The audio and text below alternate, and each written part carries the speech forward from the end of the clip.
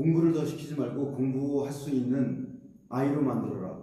학부모님들이 아이 성적이 떨어지면 가장 먼저 하는 일이 있습니다. 학원 하나 더 보내고 과외를 붙이고 문제집을 더 사주는 것입니다. 그런데 이상하지 않습니까? 공부하는 시간은 늘었는데 성적은 오르지 않습니다. 누가 옆에서 시키지 않으면 책상에 앉지 않고 숙제를 검사하지 않으면 하지 않습니다. 엄마가 잔소리해야 움직이고 학원 선생님이 범위를 정해줘야 공부합니다. 이 아이에게 정말 부족한 것은 공부이 아닐까요? 저는 아니라고 생각합니다. 공부를 더 해야 하는 것이 아니라 공부할 수 있는 아이가 먼저 되어야 합니다. 대부분의 학부모님은 공부라는 상품을 구매합니다. 영어 수업, 수학 수업, 문제집, 과외, 입시 컨설팅. 하지만 학부모님들이 진짜 원하는 것은 수업이 아닙니다. 아이에게 매일 공부하라고 말하지 않아도 되는 것, 시험이 다가왔을 때 스스로 계획을 세우는 것, 모르는 것을 발견하고 다시 공부하는 것, 책을 읽은 뒤 자신의 생각을 말할 수 있는 것. 결국 부모가 원하는 것은 단순한 성적이 아니라 스스로 움직일 수 있는 아이를 보며 느끼는 안도감입니다. 그런데 우리는 지금까지 수업을 더 제공하는 데만 집중했습니다. 아이의 공부 능력은 그대로인데 공부할 양만 계속 늘려온 것입니다. 이것은 운전하는 방법을 가르쳐주지 않고 목적지만 계속 추구하는 것과 같습니다. 수동적인 아이는 공부할 때 항상 외부의 지식 기다립니다. 어디까지 해요? 시험에 나와요? 몇 페이지까지 읽으면 돼요? 이거 외워야 해요? 반면 능동적인 아이는 질문이 다릅니다. 내가 제대로 이해했나? 이 내용을 다른 사람에게 설명할 수 있나? 이 지식을 어디에 적용할 수 있나? 내가 모르는 부분은 무엇인가? 이 차이는 머리가 좋고 나쁜 차이가 아니에요. 공부하는 방법을 배웠느냐, 배우지 못했느냐의 차이입니다. 그렇다면 공부할 수 있는 아이를 만들기 위해서는 무엇을 가르쳐야 될까요? 첫째, 메타인지를 가르쳐야 합니다. 메타인지란 자신이 무엇을 알고 무엇을 모르는지 아는 능력입니다. 아이들이 공부를 못하는 이유 중 하나는 모르면서도 안다고 착각하기 때문입니다. 교과서를 눈으로 읽고 경험배도 쳤지만 강의도 들었어요. 그러면 공부했다고 생각합니다. 하지만 책을 덮고 설명해 보라면 말을 못합니다. 읽는 것과 아는 것은 다릅니다. 익숙한 것과 이해한 것도 다릅니다. 그래서 공부를 한 뒤에는 반드시 스스로 물어봐야 합니다. 책을 덮고 설명할 수 있는가? 설명할 수 없으면 아직 자기가 아닙니다. 둘째, 남에게 설명하는 공부를 합니다. 남에게 설명했을 때 내가 메타인지를 제대로 작동했는지를 점검할 수 있습니다. 아이에게 배운 내용을 선생님처럼 설명하게 해보십시오. 어려운 용어를 쉬운 말로 바꿔보고 예시를 들어보고 왜 그런지 말하게 해야 합니다. 설명하다 보면 자신이 막히는 지점이 드러납니다. 그 부분이 바로 다시 공부해야 할 부분입니다. 우리는 흔히 공부를 입력이라고 생각합니다. 하지만 진짜 공부는 출력입니다.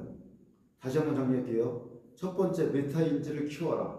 두 번째, 인풋보다 아웃풋을 더 신경 써라. 입력보다 출력을 신경 써라. 다시 말해서 남에게 설명하는 학습 방법을 택하게 하라. 진짜 공부는 출력입니다. 강의를 듣고 책을 읽는 것은 입력이고 말하고 쓰고 설명하는 것은 출력입니다. 입력만 계속한 아이는 수동적 아이가 되고 출력한 아이는 능동적 아이가 됩니다. 이걸 명심하셔야 됩니다. 셋째, 백지인출을 반복해야 됩니다. 책을 읽고 신종에 기억나는 내용을 모두 써보는 것입니다. 처음에는 몇 줄 쓰지 못할 수도 있습니다. 아이들은 그 순간 당황합니다. 분명히 읽었는데 기억나지 않기 때문입니다. 하지만 바로 그 당황스러운 순간부터 진짜 공부가 시작됩니다. 기억나지 않은 부분을 다시 찾아보고 빠진 내용을 보완하고 다시 책을 덮고 써보는 것입니다. 처음부터 잘할 수 없습니다. 운동도 반복해야 근육이 생기듯 생각을 꺼내는 능력도 반복해야 됩니다. 넷째, 책을 읽을 때는 반드시 코네식 노트로 노트 필기법으로 자기 것을 만들어야 합니다.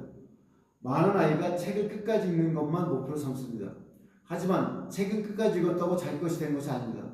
한 챕터를 읽었다면 잠시 멈추고 중요한 부분을 정리하고 핵심 질문을 만들고 자신의 말로 요약해야 됩니다. 코네식 노트 필기는 단순히 내용을 받아 적는 필기법이 아닙니다. 노트를 크게 세 부분으로 나눕니다. 한쪽에는 핵심 키워드와 질문을 적고 가운데는 중요한 내용과 자신이 생각한 내용을 적고 아래는 전체 내용을 짧게 기록합니다. 이 과정을 거치면 아이는 책을 그냥 통과하지 않습니다. 책의 내용을 붙잡고 분해하고 다시 조립합니다. 그때 비로소 남의 지식이 자신의 지식으로 바뀝니다. 이 과정이 있어야 제대로 책을 읽는 것입니다. 다섯 번째, 책과 상호작용하는 법을 가르쳐야 됩니다. 책을 깨끗이 읽는 것이 중요한 것이 아닙니다. 읽는 도중에 질문을 적어야 됩니다. 나는 이 주장에 동의했는가? 이 내용은 내가 겪은 어떤 일과 연결되는가? 저자는 왜 이렇게 말했을까? 다른 경우에는 적용되지 않을 수도 있지 않을까? 책의 여백에 자기 생각을 쓰고 동의하는 부분과 반대하는 부분을 표시하고 새롭게 떠오르는 아이디어를 기록해야 합니다. 좋은 독서는 저자의 말을 그대로 받아들이는 것이 아니고 책과 대화하고 질문하고 반복하고 자기 삶과 연결하는 과정입니다. 그리고 가장 중요한 마지막 단계가 있습니다. 바로 실천입니다. 책을 읽고 감탄하는 것으로 끝나면 아무것도 달라지지 않습니다. 한 챕터를 읽었다면 이렇게 물어야 합니다. 이 내용을 내 생활에 어떻게 적용할 것인가? 오늘부터 바꿀 행동은 무엇인가? 일주일 동안 실천할 한 가지는 무엇인가?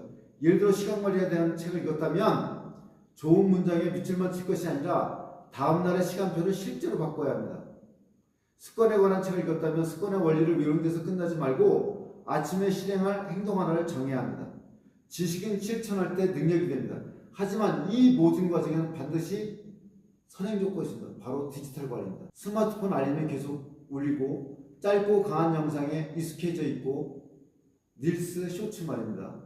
몇 분마다 화면을 확인하는 상태에서는 깊이 읽고 생각하는 쓰는 공부가 불가능합니다.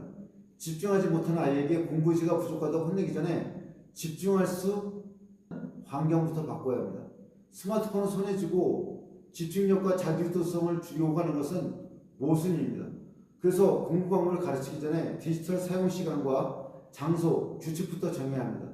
이 모든 것이 한두 번 설명한다고 만들어지지 않습니다.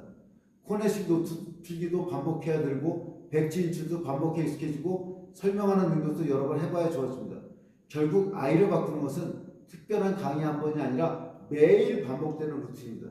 읽고 질문하고 정리하고 설명하고 꺼내 쓰고 실천하는 것. 이 과정을 몸에 배게 해야 합니다. 학부모님, 이제 공부의 정의를 바꿔야 합니다.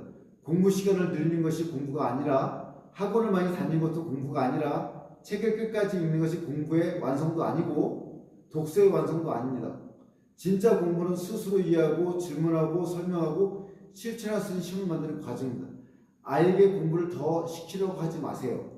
대신 공부하는 방법을 가르쳐 주시고 그 전에 먼저 디지털 관리부터 선행하세요. 아이를 책상 앞에 오래 앉히는 것이 목표가 아니라 누가 시키지 않아도 스스로 움직이는 아이로 만드는 것이 목표가 되어야 합니다. 우리가 만들 아이는 수동적인 학생이 아니라 자신이 무엇을 모르는지 알고 필요한 것을 찾아 배우고 자기 말로 설명하고 배운 것을 삶에 적용하는 능동적인 사람입니다.